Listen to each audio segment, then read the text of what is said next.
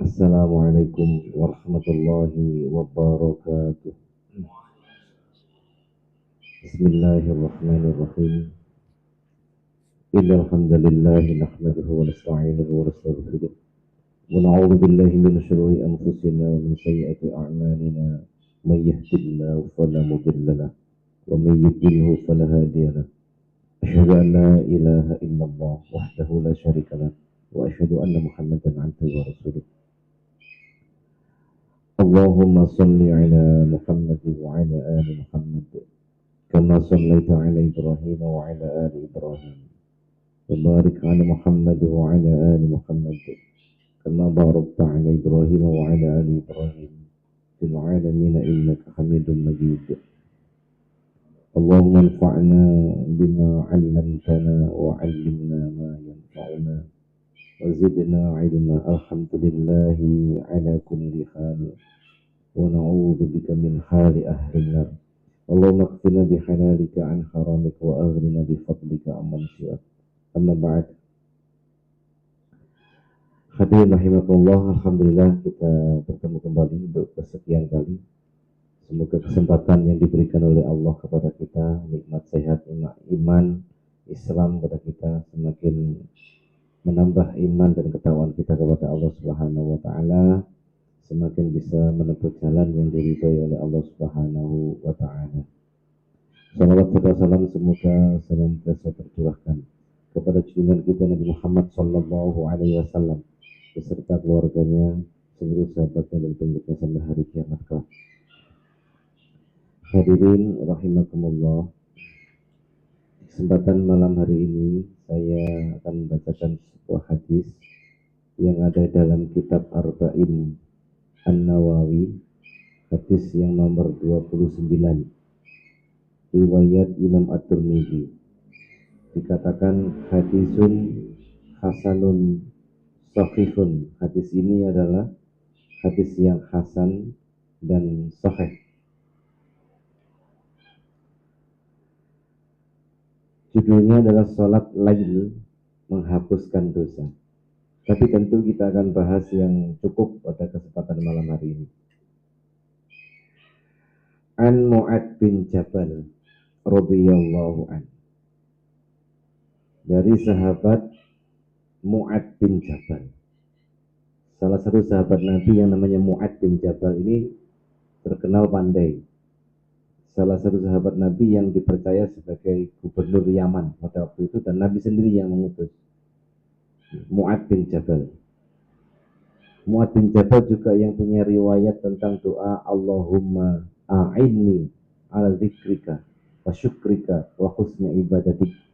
Yang doa ini dipesankan oleh Nabi agar jangan ditinggalkan di setiap akhir sholat fardu. Itu Mu'ad bin Jabal. Mu'ad bin Jabal berkata, "Qultu ya Rasulullah, akhbirni bi'amalin yudkhilunil jannata wa yuba'idni 'anil nar." Ya Rasulullah, wahai Rasul, akhbirni, kabarkan kepadaku bi'amalin, dengan suatu amal, yudkhiluni, yang memasukkan aku al jannata, ke dalam surga, wa yuba'idni 'anil nar, dan menjauhkan aku dari neraka. Sampai di sini hadirin, salah satu kemuliaan sahabat Nabi, terutama Mu'ad bin Jabal khususnya, yang punya orientasi tentang kehidupan akhirat. Bagaimana ya Rasul, amal apa yang harus saya lakukan supaya aku masuk ke surga sekaligus aku jauh dari neraka? Dua-duanya diminta, masuk surga, jauh dari neraka. Kok begitu Pak? Ya sebab kan ada orang yang beriman masuk neraka dulu baru masuk surga. Gitu. Yang diinginkan Mu'ad ya tidak pakai mampir di neraka, langsung masuk surga. Itu orientasi akhirat kita. Makanya ada doa gini Pak, ini doa yang terkenal nih.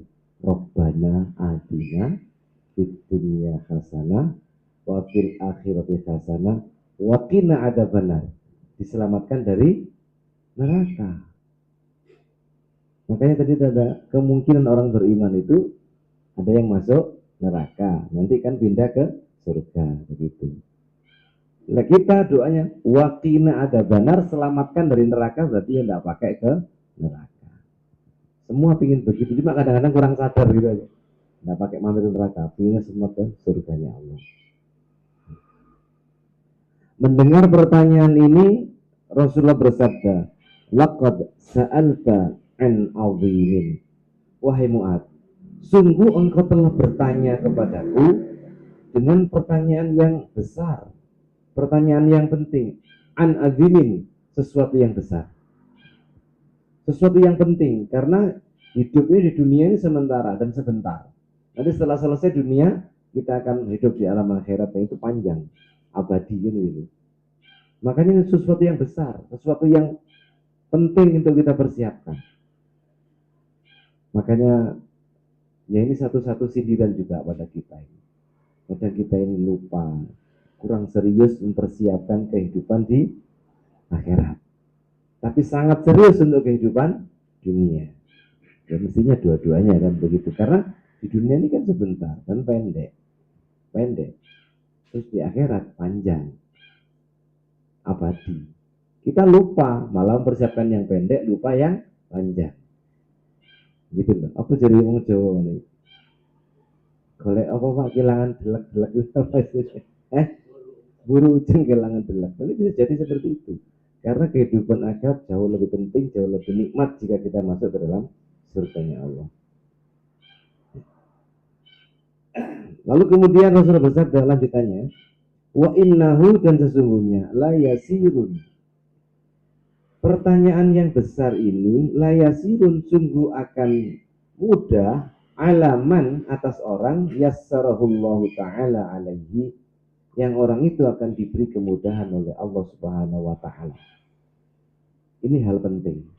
Rasul memberikan kabar gembira kepada kita lewat Mu'ad tadi itu, seakan-akan berkata gini, Mu'ad, walaupun pertanyaanmu ini berat, sesuatu yang besar, tetapi kalau Allah memudahkan, maka mudah bagi orang itu. Gitu. Kita ada optimis. Urusan sebesar apapun, kalau panjenengan dimudahkan oleh Allah, tidak ada yang mustahil, pasti. Maka dengan ini jangan lupa kita berdoa kepada Allah. Berdoa apa? Agar kita diberikan kemudahan dalam urusan dunia maupun nanti urusan akhirat kita. Dan begitu Pak. Kalau dimudahkan oleh Allah kan kita tidak menduga-duga. Kelihatannya tidak seperti yang kita bayangkan tuh sulit. Nah, ternyata oleh Allah diberikan kemudahan. Oh, ternyata seperti itu, tidak setakut yang aku bayangkan gitu. Maka hadis ini sekali ini berita gembira untuk kita. Jangan lupa memohon kepada Allah untuk diberikan kemudahan bisa beribadah. Sebab kan banyak orang yang lebih kuat daripada kita, tapi tidak ibadah. Banyak orang yang lebih kaya daripada kita, mereka tidak ibadah. Kenapa? Karena ada kekuatan, tidak berikan kekuatan oleh Allah untuk ibadah. Nah, sekarang kita mohonkan kepada Allah. Mudah-mudahan diri kita semua dan keluarga kita khususnya diberikan kemudahan untuk beribadah kepada Allah Subhanahu wa ta'ala. Kemudahan untuk beramal soleh.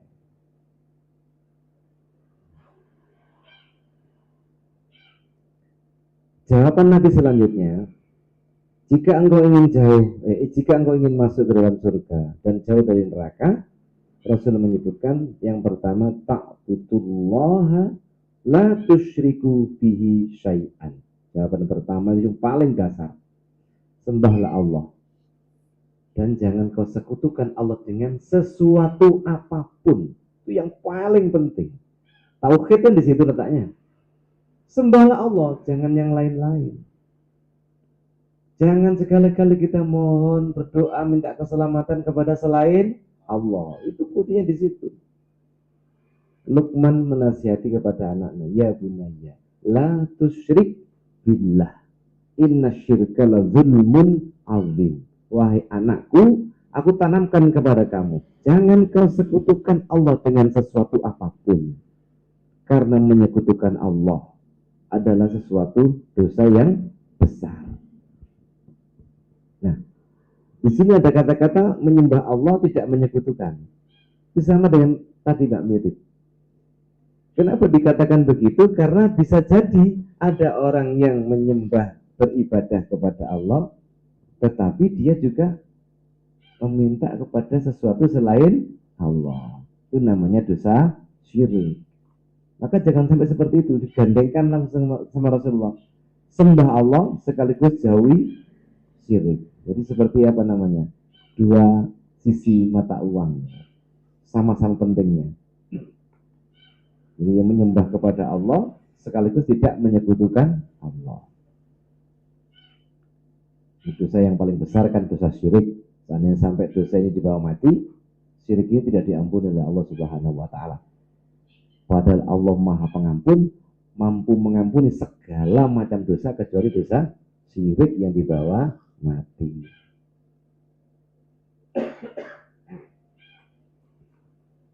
Yang kedua, Rasul mengatakan wa tuqimus sholata. Kau tegakkan sholat dengan bahasa koma. Menegakkan sholat, para ustadz ada yang mengatakan menegakkan sholat tidak sekedar mengerjakan sholat. Artinya kalau dengan bahasa menegakkan sholat itu jauh lebih luas, lebih dalam. Tidak sekedar mengerjakan sholat. Mungkin kalau mengerjakan sholat itu asal gugur kewajiban, mengerjakannya begini-begini tidak sempurna, ya sudah selesai. Nah, sudah selesai. Tapi kalau dikatakan menegakkan sholat, sama dengan tegakkan hukum, itu kan segala pirantinya itu tegak lurus sesuai dengan aturannya.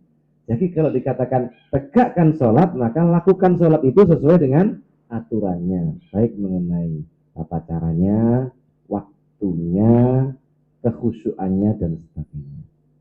Dikerjakan dengan sebaik-baik. Ya, bukti musolat. Jangan sekali-kali kita ini sampai meremehkan sholat. Karena ini penting sekali, sangat penting. Karena saya hitung di indeks Al-Quran itu, perintah sholat itu lebih dari 60 kali Allah perintahkan dalam Al-Quran. 60 kali. Jadi bahasa kita harus dikongkon ping suwida ya bangga meneng aja. 60 kali kata-kata terulang. Dirikan sholat, dirikan sholat, dirikan sholat. Saking pentingnya. Tidak sih dikongkon santai saja, gitu ya. Belum sholat, gak sholat kan urusanku. Lalu saya ngono bahaya kan Pak ini. Ya. Sholat kan urusan aku. Sampai mengatakan sholat ini hak asasi. Wah, ini kan repot lah. Sudah begini. Penyakit ini penyakit. Jadi penyakit tidak terasakan seperti saya ceritakan beberapa waktu yang lalu.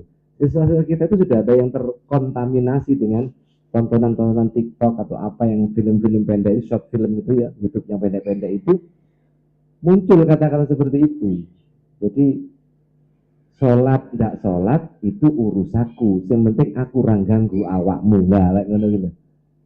Betul Pak kata-kata seperti itu. Sholat gak sholat urusaku. Yang penting aku tidak ganggu awakmu. Sekarang amar ma'ruf nahi munkar tidak berlaku kalau begitu nanti. Jika sholat oleh bapaknya ngomongnya nih, alah Pak sampean urusan awakmu dewe ae, aku yang ngurus awakku. Nah, jadi seperti itu gimana? Gemes apa kering? Sholat ya. Sholat ini akan menjauhkan apa? Masukkan seseorang ke dalam surga, menjauhkan dari neraka.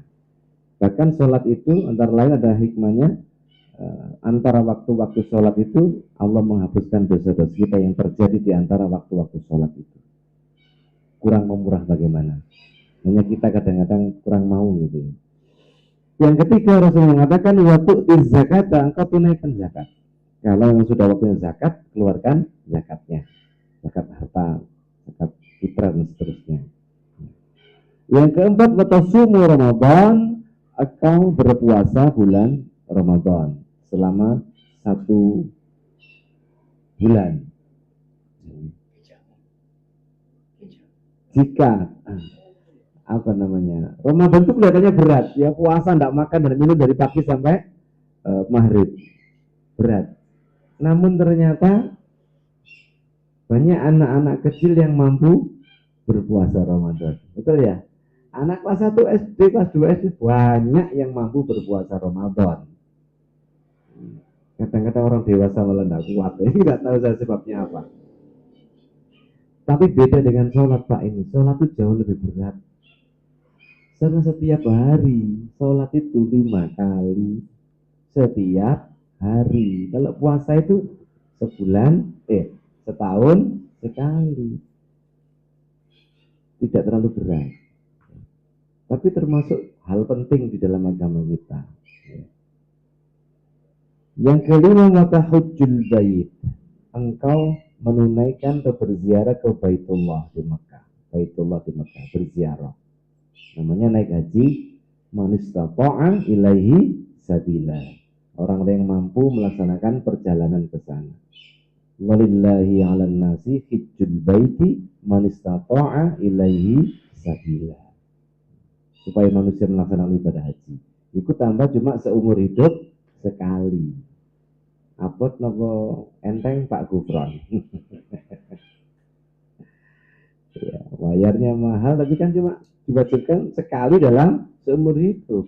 Kalau puasa setahun sekali, zakat juga setahun atau pas panen sekali aja. Tapi kalau sholat, tidak peduli kaya atau miskin, tidak peduli sakit atau sehat, tidak peduli di rumah ataupun musafir, bahkan damai atau perang, masih dikenai kewajiban sholat. Saya lanjutkan. Lalu Rasulullah bertanya kepada Mu'ad, ala adulluka ala abwabil khair, wahai Mu'ad, maukah kamu saya tunjukkan tentang pintu-pintu kebaikan? Abwabul khair, pintu-pintu kebaikan. Kalau ini pintu rumah, jangan masuk ke rumah. Kalau pintu kebaikan, jangan masuk ke kebaikan. Atau kalau jangan buka pintu kebaikan, akan turunlah kebaikan-kebaikan yang banyak. Ini bahasa yang luar biasa. Jadi pintu ini wajib kita pahami supaya Bapak bisa membuka pintu kebaikan. Rasul mengatakan pintu yang pertama namanya as-saumu junnah. Puasa itu perisai. Junnah tameng. Tameng dari apa? Kata Rasulullah dan penjelasan lain, satu tameng dari jilatan api neraka.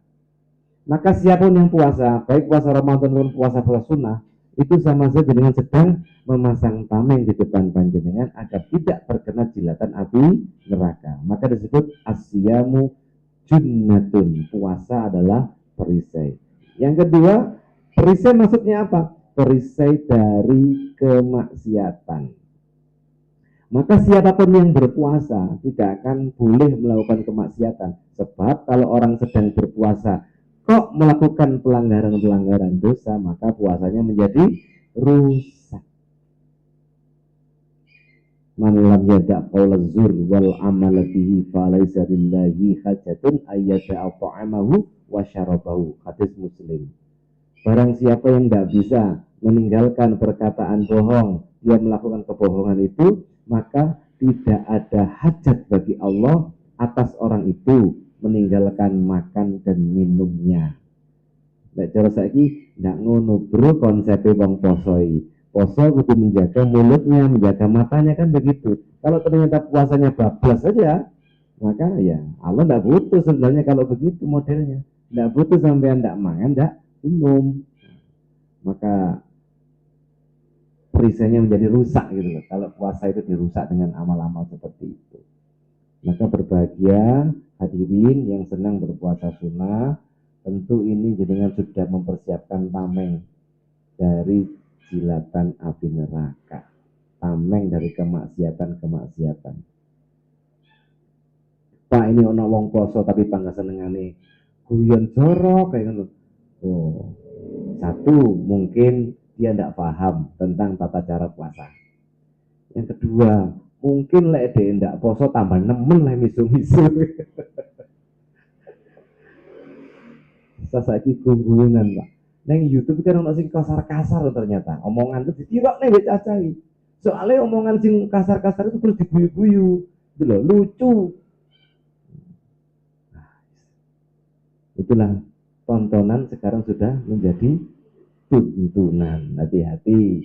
Kita ini semuanya hati-hati karena kita ini punya anak-anak generasi muda. Ya. Yang lebih pandai tentang HP itu, IT itu.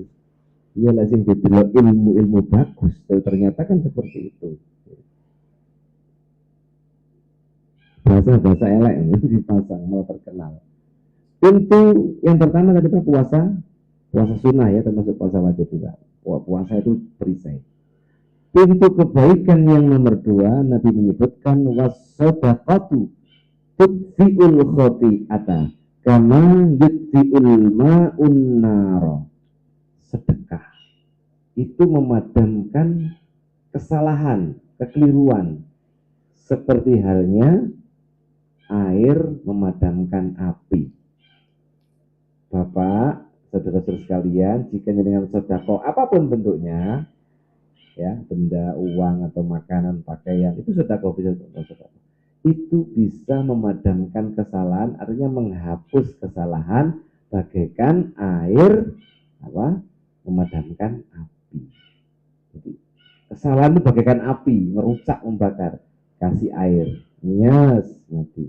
Maka orang-orang yang senang bersedekah itu maka kesalahan-kesalahannya bisa dihapus oleh Allah Subhanahu wa taala. Ya. Kita tidak usah meremehkan sedekah sedikit, Pak. Ya, tidak usah meremehkan. Karena dalam cerita misalnya, jadi kan ceritakan terkenal, ada seseorang yang penuh dosa, lalu dia memberi minum seekor anjing. Minum seekor anjing, Allah ridho, itu dipandang sedekah, itu bisa menghapuskan kesalahan orang itu.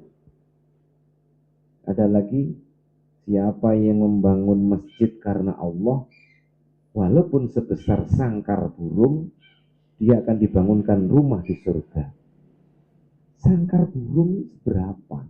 Apa yo enek wong bangun masjid sebesar sangkar burung? Itu kan penghargaan Allah, walaupun jenengan sedekah, walaupun seandainya sedikit, jika Allah ridho, dampaknya sangat besar. Ya. Ada hadis yang terkenal, ittaqun naro walau bisyikki tamratin. Jagalah dirimu dari jilatan api neraka, walaupun engkau bersedekah hanya dengan sebutir atau separuh biji kurma. Itu kan sedikit, tidak ada nilainya apa-apa. Tapi Allah ridho. Maka hadirin, jenengan motivasi masing-masing diri kita ini, walaupun jenengan hanya bersedekah, misalnya masukkan uang di dalam kotak masjid itu, ya 2.000, ya 5.000, berharap mudah-mudahan Allah terima ini. 2.000 itu sedikit Pak, kalau sebulan sekali. Nanti kalau setiap hari jadinya banyak, iya kan? Nggak usah dipikirkan sedikitnya, tapi jangan usahakan sedekah, karena ini bisa memadamkan kesalahan kita. Yang ketiga, pintu kebaikan yang nomor 3, wasolatur rojuli fi jaufil lail, dan sholatnya seseorang di tengah malam. Bahasa kita sholat tahajud. Kalau jenengan suka sholat tahajud, itu buka pintu kebaikan. Kebaikan yang datang kepada kita tidak kita duga-duga. Kita mohon kepada Allah. Ada doa yang seperti ini. Allahumma inni as'aluka minal khairi kulli ma alimtu minhu wa ma lam a'lam. Pada doa Nabi ini, ya Allah, aku mohon kepada Engkau semua kebaikan yang aku tahu maupun yang aku tidak tahu. Pas sholat tahajud seperti itu, sholatnya saja itu sudah pintu kebaikan. Terus dengan berdoa seperti tadi, Allahumma inni as'aluka minal khairi kulli ma alimtu minhu wa ma lam a'lam. Ditambahi, wa a'udzu bika minasyarri kulli ma alimtu minhu wa ma lam a'lam. Wa as'aluka min khairi ma sa'alaka nabiyyuka Muhammadin sallallahu alaihi wasallam wa a'udzu bika minasyarri masta'adaka minhu nabiyyuka Muhammadin sallallahu alaihi wasallam. Jadi meminta kebaikan kepada Allah seperti kebaikan yang diminta oleh Rasulullah sallallahu alaihi wasallam. Banyak itu sudah dirangkum dari satu. Seperti hanya doa Rabbana Atina. Tidak disebutkan itu sudah. Ya Allah, saya minta segala bentuk kebaikan ya Allah, baik yang aku mengerti maupun yang aku tidak mengerti. Ya Allah, aku berlindung dari segala keburukan yang aku paham maupun yang aku tidak paham. Ya Allah, aku mohon segala kebaikan seperti yang telah diminta oleh Rasulullah Sallallahu Alaihi Wasallam. dan aku berlindung kepadamu ya Allah dari segala keburukan seperti telah berlindung Nabi Muhammad Sallallahu Alaihi Wasallam. Itu begitu Pak artinya. Jangan Arabnya belum hafal, cukup artinya. Yang mudah-mudahan segera hafal ya. Masalah Arab dengan artinya. Itu pintu kebaikan. Sholat malam kemarin sudah saya sampaikan di sini dan di mana. Ada beberapa keutamaan, setidaknya 6 keutamaan sholat malam yang mudah-mudahan bisa diamalkan. Satu, sholat malam itu tak busolihina qoblakum. Kebiasaannya orang-orang soleh. Biasa orang-orang soleh, sholat malam. Yang kedua, wa maqrabatun ila rabbikum, sholat malam itu jalan panjenengan mendekatkan diri kepada Allah. Yang ketiga, wa maghfiratul sayyi'at, sholat malam itu penghapus kesalahan. Jadi penghapus kesalahan sholat malam. Astagfirullahaladzim. Yang keempat, wa manhatun al ismi, sholat malam itu pencegah perbuatan dosa. Pencegah perbuatan dosa. Yang kelima, pengusir penyakit dari badan kita. Yang keenam, kunci kemuliaan seorang mukmin. Wa'lam anna syarafal mu'min sholatul lail. Ketahuilah kata Nabi, kemuliaan seorang mukmin bergantung dari sholat malamnya. Monggo, silakan, pendaftaran masih dibuka. Tidak ada uang pendaftaran, langsung ikut. Diniati betul, saya ingin menjadi seorang mukmin yang baik. Berapa kan enggak? Enggak, loh. Enggak, insyaallah. Bismillah. Minta kepada Allah itu, minta segala kebaikan. Ya. Pak, saya kok kepingin menghafalkan doa tadi. Mesti ketika ini Google, ingin doa memohon kebaikan, ya. Mesti keluar nanti. Berikutnya, masih belum selesai nasihatnya Rasul kepada Mu'adz bin Jabal ini. Ala ukhbiruka bi ra'sil amri wa umuduhu wa zirwatu sanamihi. Mu'adz, maukah kamu saya beritakan, saya kabarkan tentang pangkal segala urusan dan tiang darinya serta puncaknya. Apa ini maksudnya? Rasul mengatakan pangkal segala urusan, tiangnya dan puncaknya. Qultu, Mu'adz menjawab, bala, benar ya Rasul. Ya Rasulullah, bala ya Rasulullah. Qala, Rasul menjelaskan, Ra'sul amru al-Islam. Hadirin, kunci pokok segala urusan di dunia ini al-Islam. Islam. Maksudnya bagaimana? Urusan apapun kudu dilihat dari sudut pandang Islam. Jangan lain-lain. Contohnya bagaimana? Kalau sing gampang-gampang ngomong. Minuman keras. Lek dipandang dari sisi Islam kan jelas haram, merusak, dan itu membahayakan. Sudut pandang Islam.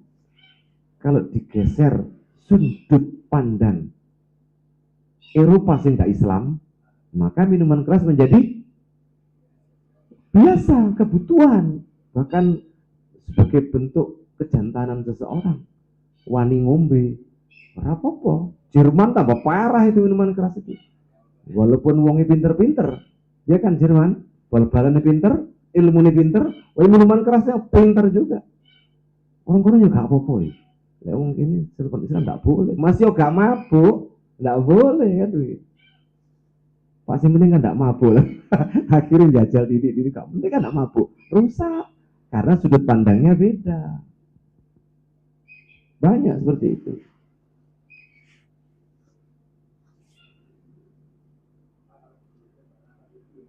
Apa? Ulangi. Oh, menghelat tubuh, gak pakai beras kecur. Ya kok Omer gak boleh, alasannya tidak ada alasan. Tidak ada alasan. Jadi pakai yang tidak dilarang oleh Allah, itu loh. Itu saya dengar itu alasan bian-bian penghelat tubuh, alasan aja, ngapain? Itu ya. Tidak diterima. Kapan tak bolehnya? Di surga. Kan ada 4 sungai di surga itu. Besok ada sungai air tawar, ada sungai madu, ada sungai susu, ada sungai minuman keras. Terus tahun tahun dulu seluruh mungkin nggak tinggal dari wong-wong aja kok ngkali kali ini minuman keras nggak mabukkan lagi. Sabar. Saya mendengar ceritanya Lionel Messi sing bal-balan pinter itu kan punya pabrik minuman keras pak. Wow, nggak apa-apa ngomong sana. Tapi kalau kita kan, wah bagaimana orang kaya kok malah bikin minuman keras kan? Sekali lagi ini urusan Islam, bukan selain Islam. Urusan LGBT itu loh, sing tadi saya baca bahwa HP ada berita terbaru seorang ibu menyewa pembunuh bayaran untuk membunuh anaknya sendiri yang anaknya itu gay. Gimana Pak gitu itu? Jadi mungkin anaknya tidak diomongi, memang ngomong, ini urusanku, pokoknya aku tidak ganggu sampean, ngono kira-kira ngono. Ibu itu Allah alam, salah juga sih kenapa dibunuh. Itu kalau seandainya membunuh misalnya hukum Islam, oh tidak masalah. Tapi kalau ditindak sendiri ya tidak boleh. Walaupun gay itu memang hukumannya hukuman mati kalau tidak taubat. Tapi syaratnya harus ada piranti undang-undang pidana Islam yang sah, diakui. Hukum potong tangan tuh kali. Quran mengatakan potong tangan itu pencuri kan? Tapi apa boleh langsung tiba-tiba di cowok okrok nggak boleh. Harus ada instansi resmi pemerintah yang menjalankan hukum itu. Kok di sini tidak ada Pak? Yaitu saya memperjuangkan. Diperjuangkan. Mungkin di Quran ada loh Pak. Itu dulu. Ya. Korupsi dana haji lo gemes aku Yohan. Tak mau nakai. Terus secara merami. Di Rami sekarang kan ada ini, mohon maaf ya, saudara di NU, Ruwami kan pimpinan pusatnya itu katanya ini yang saya sampai di WA saya itu kan ternyata perkaranya perkara tambang, uang tambang yang diberikan kemarin itu, tambang yang diberi kelola oleh ormas itu. Ada tindak pencucian uang 100 miliar untuk pengurus besar mereka.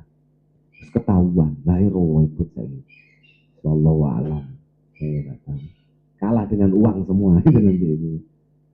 Bukan 100.000, 100 miliar. Wallahu a'lam. Tapi beritanya banyak sini di YouTube, silakan Anda pernah lihat. Ramai ini sekarang. Tidak hanya hangat, ini panas ini sekarang. Panas ini.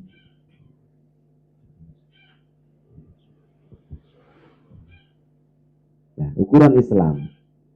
Wa umuduhu, kata Rasulullah selanjutnya, wa umuduhu as-sholat. Tiangnya agama Islam itu sholat.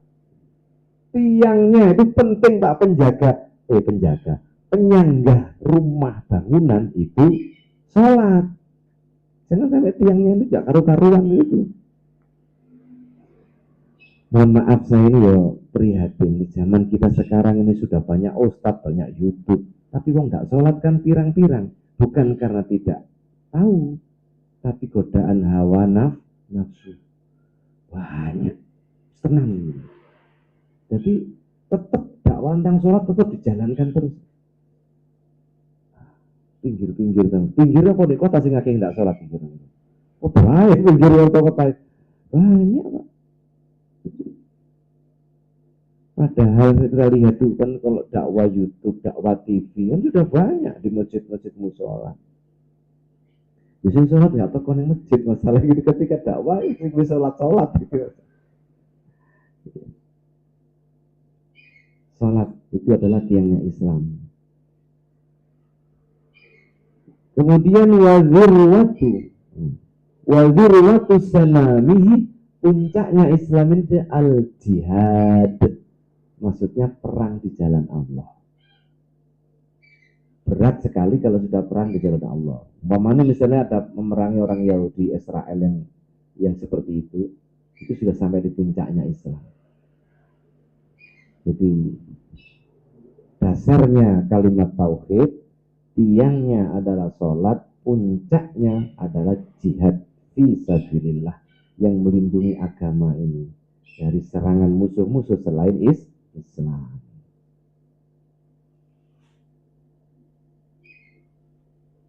Saya tadi ada yang bertanya gini, Pak, apa mungkin kita ini menegakkan hukum Islam dalam negara Islam? Kan kita nggak punya negara, Pak, nggak punya tentara, ya nggak punya apa-apa gitu loh. Nah, jadi tanya gini, kira-kira jawabnya gimana? Mungkin atau tidak mungkin? Mungkin atau tidak mungkin? Adakah di dunia ini sesuatu yang tidak mungkin? Nah, saya nggak jawab begitu, saya jawab begini, Mas ini sih Mas. Dulu sebelum adanya Indonesia ini, menurut sejarah yang diajarkan, bentuknya apa? Kerajaan, betul atau tidak? Terus kerajaan nanti lagi, tak satu pun tinggal Jogja kira-kira, atau Solo, ya. Kemana kerajaan-kerajaan itu? Orang-orangnya telah berubah. Maka jika kita memang dituntut oleh Allah untuk menolong agama ini syariatnya, kita itu mengubah orang-orangnya ini, pola pikirnya, cinta enggak dengan Islam, cinta enggak dengan syariat Islam, itu kita ubah, terus kita sampaikan dengan cara-cara yang baik. Nanti kalau berubah, kok sih berubah pimpinan-pimpinan ormas yang besar, pemimpin tentara yang berubah, cepat saja itu terjadi perubahan. Nabi Muhammad diutus di Mekah, orangnya bagaimana? Penyembah berhala semua. Betul ya? 13 tahun di Mekah, Nabi berdakwah untuk mengajak menyembah kepada Allah. Itu tidak ada paksaan, dakwah terus. Sabar, mengajak orang untuk menyembah kepada Allah. 13 tahun tidak ada hukum sholat, tidak ada hukum zakat, tidak ada puasa. Hanya untuk mengenalkan Allah 13 tahun itu. Ditolak enggak Nabi? Ditolak, terusir sampai kemudian pindah ke Madinah, hijrah. Di Madinah selama 10 tahun Nabi membangun, karena di Madinah menerima Nabi Muhammad, kepemimpinan diserahkan kepada Rasul, maka saat itu berdirilah Daulah Madinah, negara Madinah. Mulai ada tentara-tentaranya, mulai perang Badar, mulai perang Uhud, karena sudah punya tentara, sudah punya negara. Tidak ada paksaan, tapi mengubah cara berpikir orang. Inilah tugas kita. Tidak bisa tiba-tiba. Kita kan tidak punya apa-apa, tidak punya tanah. Gimana kita bisa mendirikan satu wilayah negara? Ya ini bumi Allah ini. Dakwah dilakukan. Kalau jenengan yang dituju ke sana, materi dakwahnya ya ke sana. Sesuai dengan yang dicita-citakan. Jadi begitu. Jihad itu sesuatu yang luar biasa. Ajaran dalam Islam yang oleh orang-orang kafir dipandang menakutkan dan membahayakan. Betul ya? Tapi mereka sendiri yuk cilaka banget. Orang-orang barat itu kalau misalnya menghancurkan Afghanistan, menghancurkan Irak, ya kan, menghancurkan mana lagi Palestina, mereka jauh lebih kejam. Tetapi ketika Islam bicara tentang jihad, seakan-akan dikatakan Islam ini kejam gitu. Si kecil loh kono, gitu awet dewe. Kita kan tidak diperintahkan memerangi orang yang tidak memerangi kita. Betul kan, konsep kita seperti itu. Kita tuh memerangi orang yang memerangi kita. Tapi kita dimintakan berdakwah, mengajak kepada tauhid tadi. Jadi jangan salah paham, jangan termakan oleh Islam itu disiarkan dengan pedang ya Pak. Ora silet. Tidak, kalau pedang mereka dengan bom, ya. Kira-kira bahaya mana pedang sama bom? Ayo. Jadi mereka itu berusaha untuk mengecilkan kita. Ya. Jangan mudah termakan oleh hal-hal yang seperti itu. Tetap kita harus yakin Islam itu rahmatan lil alamin, rahmat bagi seluruhnya, bahwa kasih sayang untuk semuanya. Ya.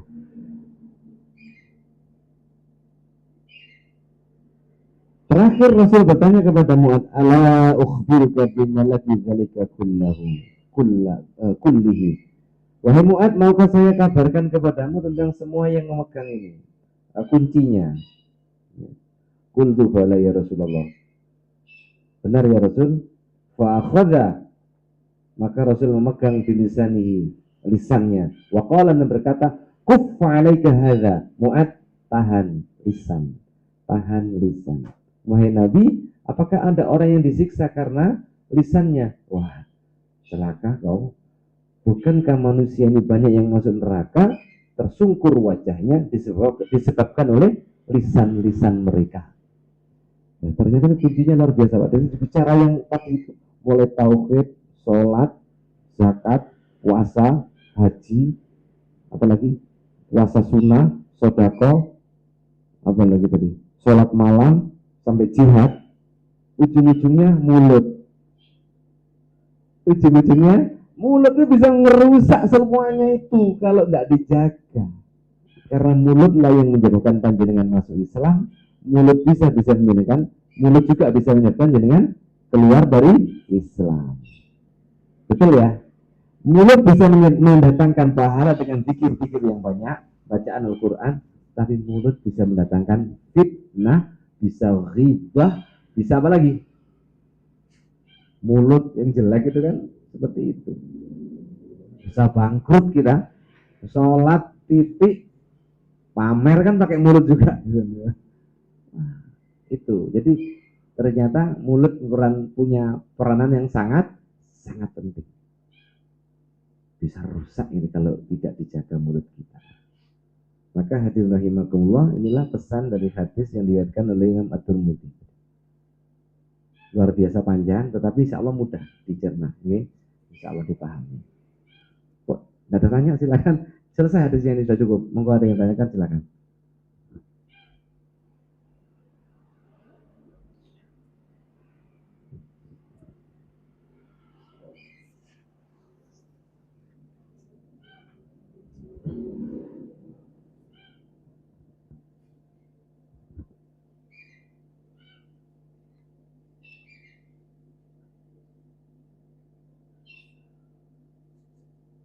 Ada lagi monggo?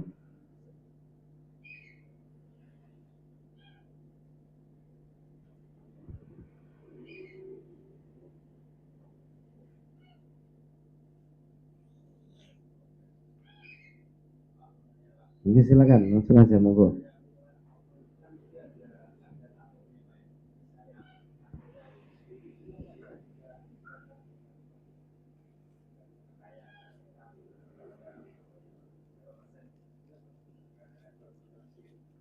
Homer ya. Berapa persen Pak dikatakan ini?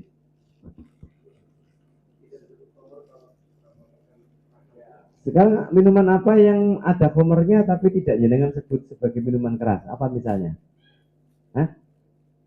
Badek. Badek itu yang di tapi langsung ada homernya, tidak langsung diminum itu. Kalau disimpan timbul apa? Ya fermentasi. Terus berapa batasnya persenannya gitu ya? Memang Nabi tidak mengatakan persenannya, tapi kan Nabi ada kasih kullu muskirin khamrun. Setiap yang memabukkan dinamakan dengan khamr. Apa yang banyaknya memabukkan, ma'aksaruhu muksir, apa yang banyaknya memabukkan, maka sedikitnya pun haram. Wis ngono kuwi. Kalau diminum banyak mabuk, ya sedikit pun tetap haram gitu loh. Ya. Jadi alkohol itu kalau tinggi kan mabuk, tapi sedikitnya tetap haram. Naik, nggak usah mau aku ngelet berapa persen, nggak usah. Kalau tahu kalau ada alkoholnya ya jangan diminum, dihindari. Jangan bilang ini obat loh Pak, oh nggak usah ngono lah, repot. Emang nggak ada obat lain. Hati-hati, jangan sengaja minum khamr. Soalnya masih nggak sengaja, nggak tahu gitu kan pernah ada ya. dihidangkan katanya, enggak apa-apa ini bukan khamr. Hanya minuman buah katanya. Jus buah ditambahi khamr ternyata. Begitu terasa seperti jeruk, seperti apa, ternyata ada khamrnya. Beli yang lah. Nah itu kan tidak tahu, dia tidak berdosa. Tidak berdosa kalau dia tidak tahu. Jadi gimana ya ceritanya? Jadi kan pengen minum khamr sehingga orang tidak dosa, no bicara. Insya Allah. Saya dulu waktu kecil, untuk wong mabuk-mabukan. Ngono kuwi awake dhewe ndelok Pak Pinero. Coba. Saking betapa primitifnya saya waktu itu. Jadi ada orang punya hajat ini, mabuk-mabukan di situ itu kita lihat. Soal banyak yang lihat itu. Kok delok ya? Aku bilang kenapa ya kok kepingin tahu gitu. Padahal kata Nabi tidak menemani orang yang mabuk itu dosanya pada karo sing mabuk. Aku tidak nemani loh, aku pinter lah. Saya cilik aku kan belum mau kalah, belum dosa. Terus ada teman-teman yang udah besar nyoba. Itu dengan perasaan bangga bercerita. Rasanya itu seperti apa? Pahit, pahit. Terus katanya besar, berat di kepala. Terus pura-pura pegang pagar. Anak-anak yang Masya Allah, zaman saya waktu kecil. Supaya diakui sebagai orang yang pernah mabuk. Nah, yang dulu pernah mabuk tolong bertaubat. Karena kemarin kan saya diceritakan siswa saya yang pipis di musola sudah minum khamr 3 hari saja pipisnya masih bau minuman keras. Maka ada hadis Nabi, jika orang itu mati meninggal dunia di dalam perutnya masih ada khamr, dia tidak masuk surga. Ini diancam. Jadi mudah-mudahan ya yang bisa bertobat lah seperti itu. Karena ini sudah banyak loh Pak, ini rawan saya pikir khamr ini anak-anaknya.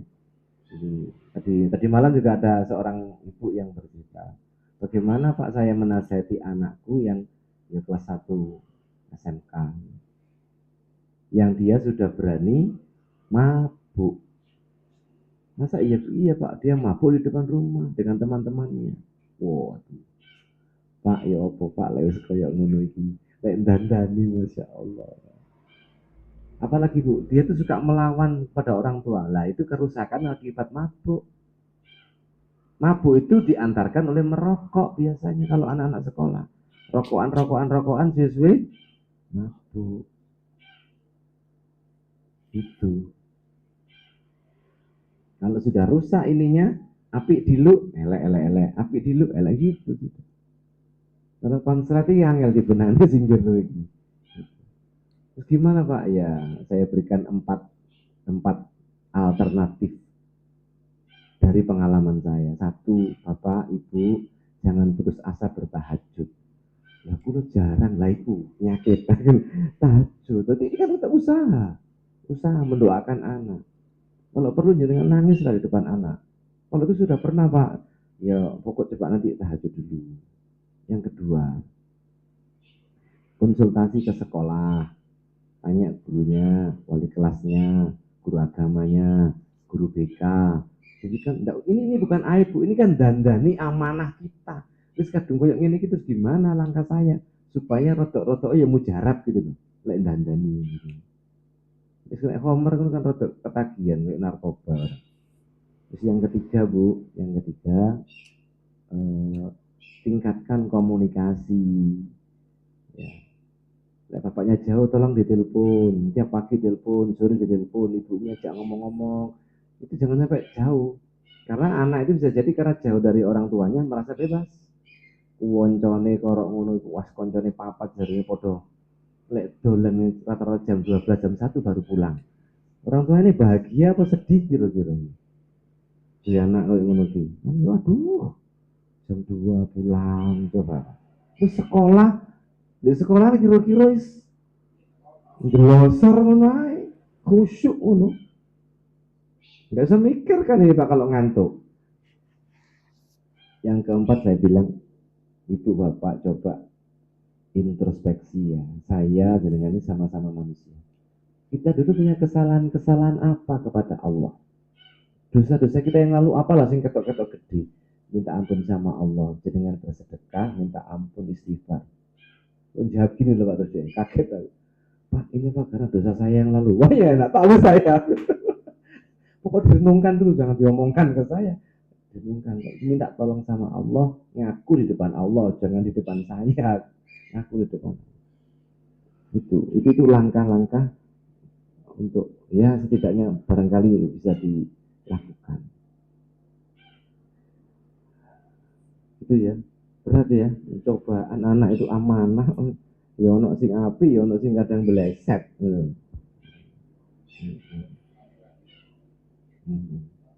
Ya monggo.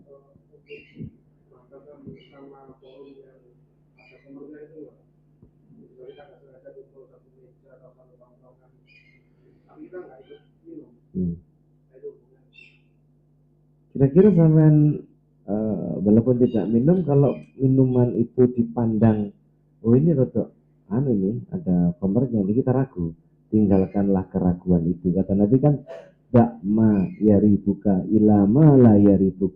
Kau tinggalkan apa yang ragu-ragukan, beralih kepada yang tidak ragu-ragu. Berarti kalau ada forum, ada teman yang minum sesuatu yang dengan tahu bisa dibaca informasinya, ini ada, ini nggak baik. Mohon maaf ya, pamit aja. Itu lebih bagus, lebih selamat bagi jenengan daripada wis gak ngombe kena dosa nih. Lek ngono ngombe wae sana jangan begitu. Jangan begitu. Maksudnya iki ya dosanya besar. Wong lungguh tok itu terkena, apalagi yang minum kan begitu. Itu ya, jadi ya ragu-ragu tinggalkan ragu-ragu.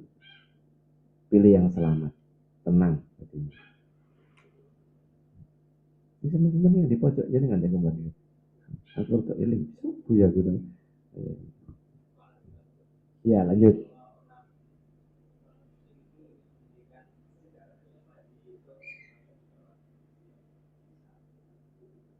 Orang muslim ikut nyumbang masjid itu banyak terjadi juga. Ya apalagi kalau masjid yang dibangun oleh pemerintah. Biasanya ya pengusaha-pengusaha wajib itu dimintai. Ya bagi kita, asalkan harta itu kita tahu halal ya, bukan terang-terangan hasil korupsi misalnya, bukan terang-terangan jual babi misalnya gitu ya, boleh kita pakai secara umum. Tapi dalam pandangan Allah, orang-orang yang non muslim membantu itu kan tidak dipahalai, ya, tidak dipahalai. Ya begitu. Jadi bolehlah untuk fasilitas umum, tidak apa-apa.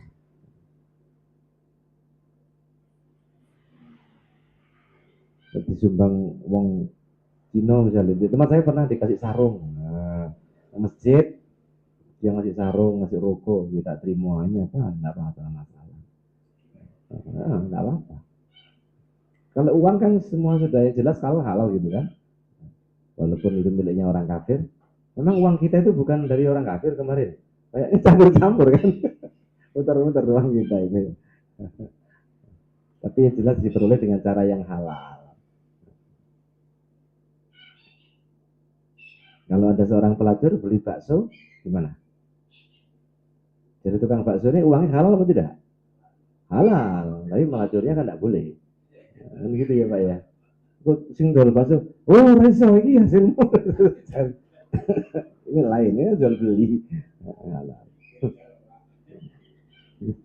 Kok mbok doli tambah akeh ben oleh gratis.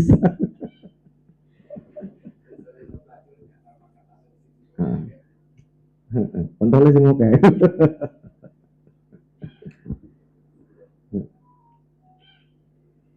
Monggo ada yang lagi, silakan. Santai aja. Iya, ada urusan khomer itu kan ada 10 hal yang dilarang oleh Rasul. 10 sisi yang dilarang ya. Termasuk yang memeras, yang nyuruh memeras, ya kan? Yang menuangkan, yang membeli, yang menjual, semua tidak boleh. Yang mengangkut tidak boleh. Yang menemani juga tidak boleh. Yang makan hartanya ini juga tidak boleh. Jadi 10 sisi minuman keras dilarang oleh Rasulullah SAW. Terus berhati-hatilah. Tidak ada yang bisa dibenarkan. Aku mek urun, tidak boleh juga, kan boleh. Aku ya, anu bapak, mek gonceng tok, gonceng kan yang ngangkut juga itu tidak boleh. Tapi ya susah ya pak ya. Ini tidak susah itu yang pelanggaran. Ta'awanu wal birri wat taqwa wala ta'awanu wal ismi wal udwan. Jangan tolong menolong dalam perbuatan dosa dan permusuhan. Yuk, ini berjuang ya mas, ya, kita berjuang untuk membersihkan diri kita, jangan sampai terkena hal-hal yang seperti itu. Masih ada lagi? Pak Ufron, lanjut.